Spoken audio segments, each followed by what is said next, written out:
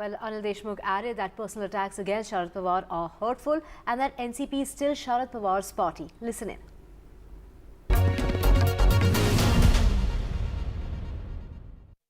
Joining me at this moment, Mr. Anil Deshmukh. He was today present right next to Mr. Sharad Pawar, senior leader of the NCP, former minister as well.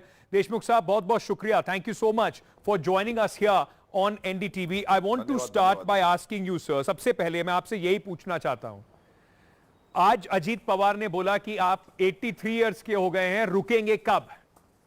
क्या जवाब है sir इसका? देखिए, इतने साल से शरद पवार साहब राजनीति कर रहे हैं. आज 83 साल के हो गए, 83 इयर्स के हो गए, लेकिन ये उम्र में शरद पवार साहब 18 घंटा काम करते हैं. पूरे महाराष्ट्र में और महाराष्ट्र के बाहर घूमते रहते हैं.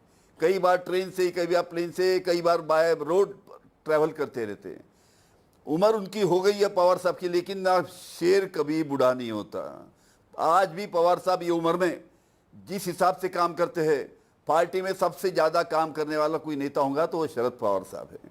और इस प्रकार का कि हम आपकी उम्र हो गई, और सुप्रिया ताई सुले ने सही कहा.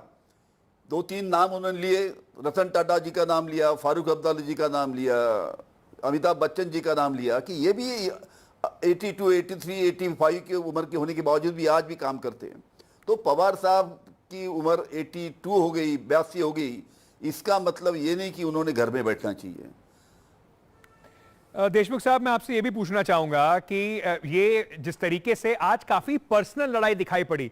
अजीत पवार ने कई बार कहा कि आपने मुझे विलन बनाया, बात करने के लिए आप मुझे भेज दिया. आपको लगता है इससे जो पॉलिटिकल लड़ाई है वो अब काफी पर्सनल भी हो गई है, उनके रिश्तों में अब दरार वैसे भी आ गई है? पहली बात तो आदरणीय शरद पवार साहब का जो हमारा अलग राष्ट्रवादी कांग्रेस का जो सम्मेलन हुआ, उसमें हमने किसी ने भी कोई पर्सनल बात नहीं की. क्योंकि ये जो लोग गए, हमारे सीनियर लीडर थे, प्रफुल्ल भाई पटेल, छगन भुजबल साहब, अजीत पवार साहब, हमारे से सीनियर लीडर थे, हमारे लीडर थे. हमारे सामने उनके साथ में 25-25, 30-30 साल काम किया है करके. हमारे जो सम्मेलन हुआ उसमें किसने भी पर्सनल अटैक नहीं किया. लेकिन आपके जरिए से जो मुझे मालूम पड़ रहा है अभी कि जिस प्रकार का पवार साहब के ऊपर बोला गया, आज मुझे बताइए, उम्र के बारे में बात करते हैं.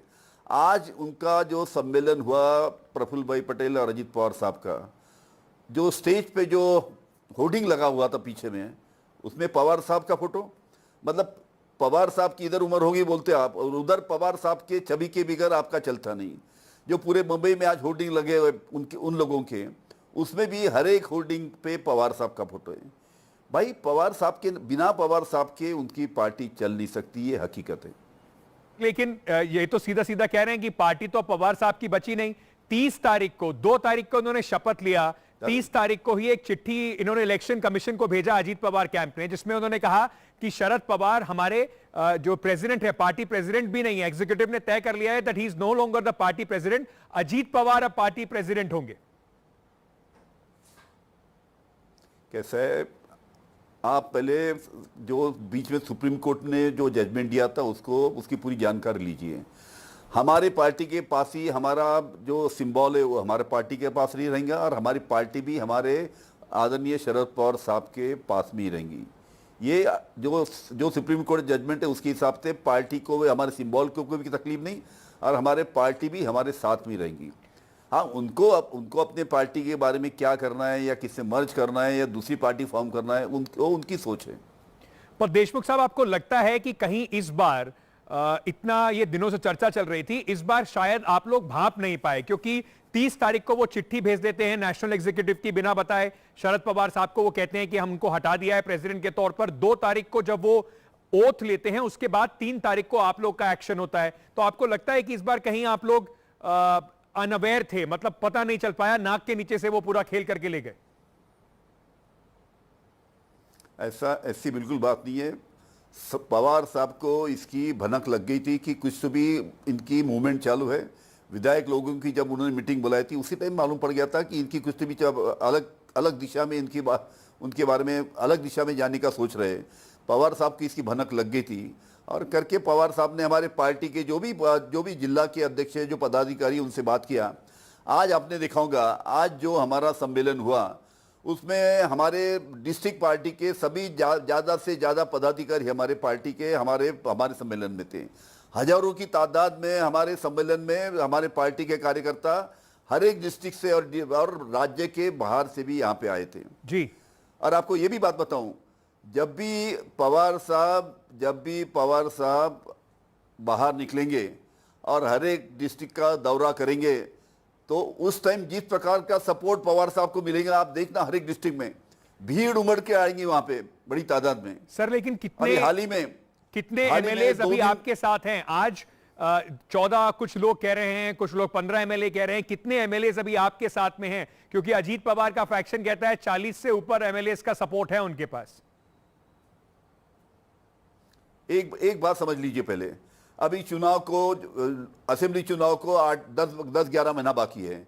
अभी एमएलएस का नंबर मायना नहीं रखता। अभी मायना रखता है कि आपके पास में कितने बड़ी तादाद में पार्टी के वर्कर हर एक डिस्ट्रिक्ट में, हर एक तालुका में। अभी तो चुनाव को सामने जाना है और उसमें मालूम पड़ेगा कि असली ताकत कौन से पार्टी की है। अब ये एक बहुत महत्वपूर्ण लड़ाई है। अजीत पवार ने आज ये कहा कि अगर शरद पवार जमीन पर जाएंगे, कार्यकर्ताओं के बीच में जाएंगे, रैली करेंगे तो मैं चुप नहीं बैठूंगा। कैसा है कि अभी आदरणीय या तुम्हारे प्रफुल्ल भाई पटेल हो या अजीत पवार साहब हो, उन्होंने अपना अलग गुट बनाया है। उनको तो पूरी आजादी है ना हर एक डिस्ट्रिक्ट में जाके अपने पार्टी का, अपने सिंबल का प्रचार करने की। इसमें कोई रोक नहीं सकता उनको। अब पवार साहब, जब मैं बोल रहा हूँ, पवार साहब जब निकलेंगे तो किस प्रकार से सपोर्टर की भीड़ उमड़ के आएंगी, आप जरा आगे में देख लीजिए। सर अंत में मैं आपसे पूछना चाहता हूं, आपको लगता है कि इसका कुछ महाराष्ट्र की सरकार पे असर पड़ेगा? शिंदे साहब को थोड़ी परेशानी हो सकती है? आपको पता है कि शिंदे साहब जो शिवसेना से बगावत करके बीजेपी के पास गए, वो यही वजह देखे गए कि अजीत पवार साहब ने हमको सपोर्ट नहीं किया, हमको लेके नहीं चले, और अजीत पवार साहब की वजह से हम शिवसेना, जो उद्धव जी की शिवसेना छोड़ के हम बीजेपी के साथ जा रहे हैं जी। अभी वही अजीत पवार साहब वहां पे चले गए तो एकनाथ शिंदे की क्या हालत होगी, आप देख लीजिए। बहुत बहुत शुक्रिया अनिल देशमुख साहब, हमसे जुड़ने के लिए, समय देने के लिए। Thank you so much.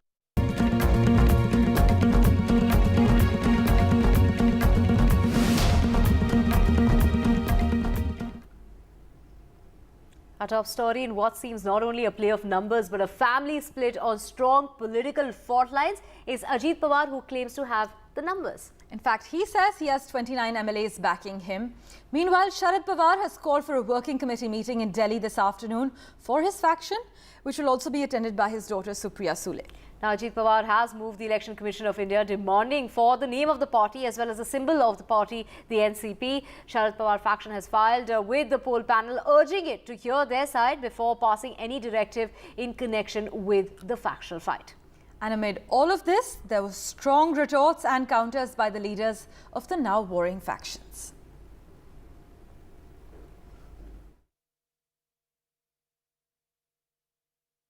की काही लोकांचं वय झालंय, त्याच्यामुळे त्यांनी फक्त आशीर्वाद द्यावे. का बरं आशीर्वाद द्यावे? रतन टाटा साहेबांपेक्षा 3 वर्षांनी मोठे आहेत. आजही टाटा ग्रुप पोटतिडकीनी लढतात आणि सगळ्यात मोठा कुठला ग्रुप आहे आज देशात? टाटा ग्रुप आहे. सिरम इन्स्टिट्यूट घेतलं का नाही इंजेक्शन? सायरस पूनावालाचं वय काय? 84. अमिताभ बच्चन किती वय? 82. वॉरेन बफेट, अरे सबसे देखो तो फारूक अब्दुल्ला. अंकल ऐसे ऐसे हो रहा है. अरे लड़ ले, मैं तो शरद से 3 साल बड़ा हूं, मैं लड़ रहा हूं, शरद को बोल मेरे तरह तू भी लड़ ले. अरे एज इज अ नंबर, जिद्द पाहिजे.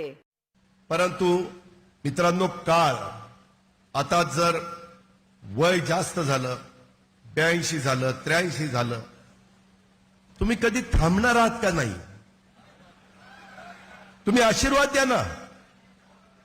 त्याच्या संदर्भामध्ये आम्हाला वाटतं तुम्ही शतायुष्य व्हावं. आज काही लोकांनी भाषणे की माझ्याबद्दल काय बोलले, पण बोलताना एक सतत सांगत होते की आमचे गुरु आहेत, तुम्ही आज जर आमच्या काही मित्रांचं एक वेगळं काही बैठक झाली, मेळावा झाला, त्या सगळ्याच्या पाठीमागचे फोटो बघितले. त्या फोटोत सगळ्यात मोठा फोटो होता माझा. आज मुंबईमध्ये सुद्धा अनेक ठिकाणी पोस्टर लावली, त्याच्यात फोटो माझा. त्यांना माहिती आहे की आपलं नाणं चालणार नाही. त्यामुळे जे नाणं चालेल ते चालणारं नाणं घेतलं पाहिजे. कारण त्यांचं नाणं खरं नाही आहे, खंड त्यांना वाजत नाही आहे, हे नाही लोक ओळखतील. त्यामुळे नको की अडचण लावून टाकायच्या ठिकाणी फोटो दाखवा खरं. And lagging behind in the number game is Sharad Pawar, who's called for a meeting in New Delhi, which will also be attended by NCP working president. This is Supriya Sule, his daughter. Sunil Prabhu has the latest for us. That's going to be, of course, something that he'll have to wait, hopefully not within the present assembly, because that seems difficult. The BJP has made it clear that Eknath Shinde is the chief minister.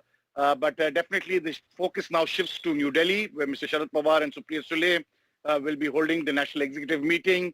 Whether they go ahead with expulsions or what exactly they do at today's meeting. But the focus definitely, as Mr. Pawar himself said, it's not about the numbers. It's about using my name. It's about using my photo. It's about, really connecting with the people. And I think the larger message from New Delhi, what the NCP will attempt to do is to send out a message that they will connect with the people of Maharashtra to show its significance. It's in a sense, if you look back over 25 years ago, Mr. Sharad Pawar, when he was expelled from the Congress party and overnight formed the NCP at that stage, it's in that backdrop that the NCP now is facing its existential crisis in terms of how it will survive. And we'll have to wait and watch and see what they do in the next few days to take on the Ajit Pawar camp. Also, our colleague Sohit Mishra, who's been tracking all the latest developments in Maharashtra for us, joins us over the phone line at the moment. Sohit, the fight for the party's name has now reached the doors of the Election Commission? Well, that's right, and this is something which was on the expected lines, Parmeshwar, because we saw a similar thing happening last year with Shiv Sena. So first they said that they haven't rebelled from the party, they are the parties. This is similar, and this is exactly what Ajit Pawar has said now. Then we saw there was a new party office that Eknath Shinde opened, and now a similar thing has been done by Ajit Pawar. However, one big thing is that while Eknath Shinde has been saying that they are the two followers of Bala Thackeray, Ajit Pawar uses the photo of Sharad Pawar, that is the biggest photo on the stage, but the letter that he has written to Election Commission says that Sharad Pawar is not the national president of the party, and now Ajit Pawar has appointed himself as the national president of NCP, the same party that Sharad Pawar has built. So yes, the entire issue has gone out to the Election Commission of India, similar to what happened with Shiv Sena. However, as Arvind has been saying since yesterday as well, what Shiv Sena did is that they broke the government and a new government was formed, and that is not the case with NCP. So this is mostly regarding who actually has the party with them. However, remember that even Sharad Pawar yesterday said that whatever they say or claim, the name and symbol will be with us. So yes, this is going to be another legal fight between both the factions, and important to see what Sharad Pawar does. Now remember that even Sharad Pawar is in Delhi today. He has called his own meeting. So he might also speak up to the lawyers, try to gain what he can do, try to understand what is the next step that he should take. Apart, and from tomorrow he'll be back in Mumbai, where he'll be meeting and touring the entire state. So a long battle, not only in front of the Election Commission of India, but also throughout Maharashtra, where now tours will be taken out to ensure that they have the support of the masses, because the election for the Maharashtra State Assembly is scheduled almost a year later. Next year, it is only 11 to 12 months left.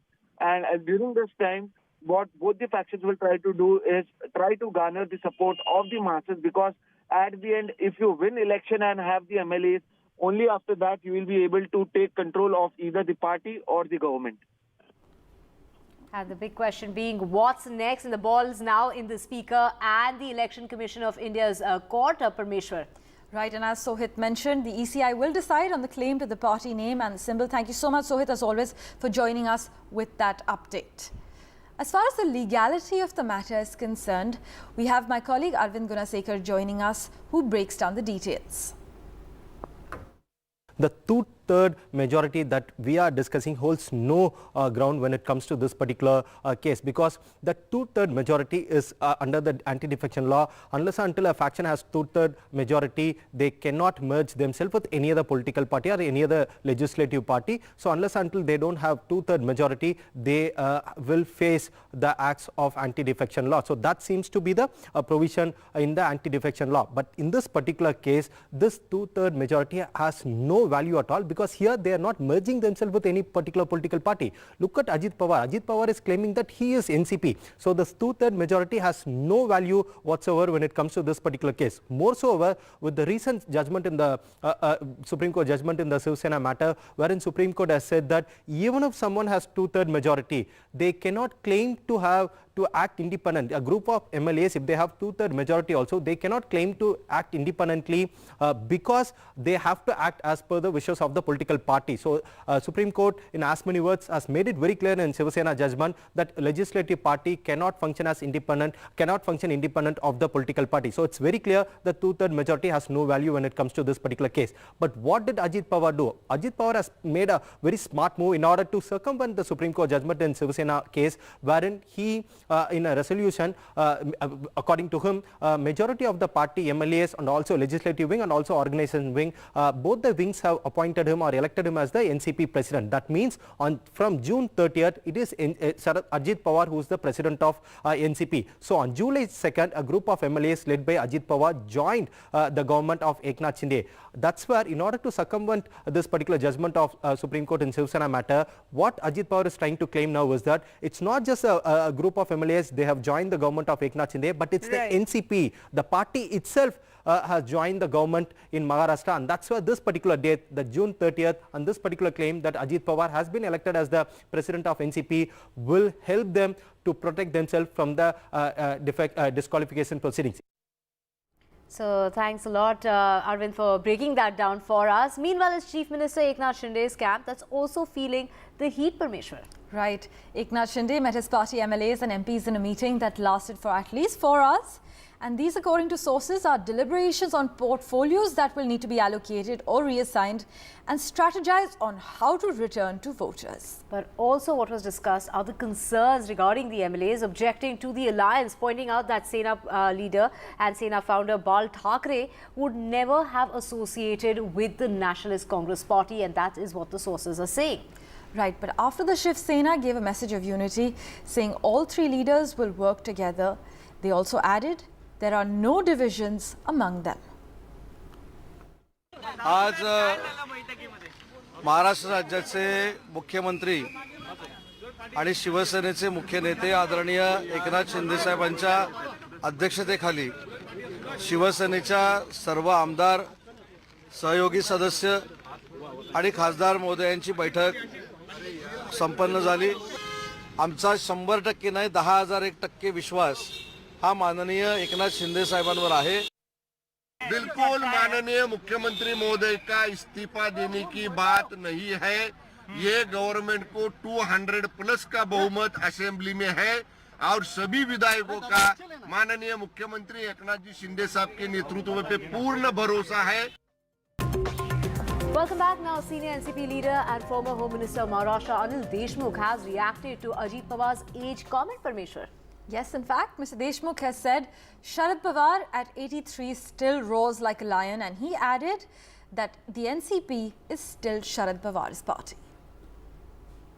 Joining me at this moment, Mr. Anil Deshmukh. He was today present right next to Mr. Sharad Pawar, senior leader of the NCP, former minister as well. Deshmukh sahab, बहुत-बहुत शुक्रिया. Thank you so much for joining us here on NDTV. I want to start by asking you, sir. सबसे पहले मैं आपसे यही पूछना चाहता हूं. आज अजीत पवार ने बोला कि आप 83 इयर्स के हो गए हैं, रुकेंगे कब? क्या जवाब है सर इसका? देखिए, इतने साल से शरद पवार साहब राजनीति कर रहे हैं. आज 83 साल के हो गए, 83 इयर्स के हो गए, लेकिन ये उम्र में शरद पवार साहब 18 घंटा काम करते हैं पूरे महाराष्ट्र में और महाराष्ट्र के बाहर घूमते रहते हैं। कई बार ट्रेन से, कई बार प्लेन से, कई बार बाय रोड ट्रैवल करते रहते हैं। उम्र उनकी हो गई है पवार साहब की, लेकिन ना शेर कभी बूढ़ा नहीं होता। आज भी पवार साहब ये उम्र में जिस हिसाब से काम करते हैं, पार्टी में सबसे ज़्यादा काम करने वाला कोई नेता होगा तो वो शरद पवार साहब है।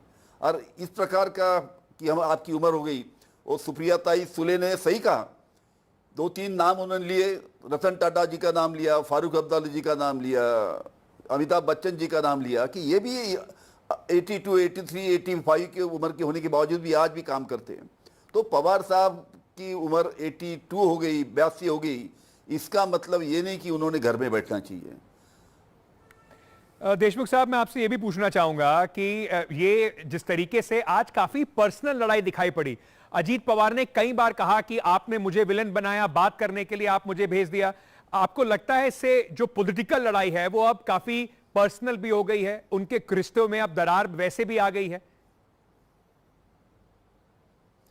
पहली बात तो आदरणीय शरद पवार साहब का जो हमारा अलग राष्ट्रवादी कांग्रेस का जो सम्मेलन हुआ, उसमें हमने किसी ने भी कोई पर्सनल बात नहीं की, क्योंकि ये जो लोग गए हमारे सीनियर लीडर थे, प्रफुल्ल भाई पटेल, छगन भुजबल साहब, अजित पवार साहब, हमारे से सीनियर लीडर थे, हमारे लीडर थे, हमारे सामने उनके साथ में 25-25, 30-30 साल काम किया है करके हमारे जो सम्मेलन हुआ उसमें किसने भी पर्सनल अटैक नहीं किया।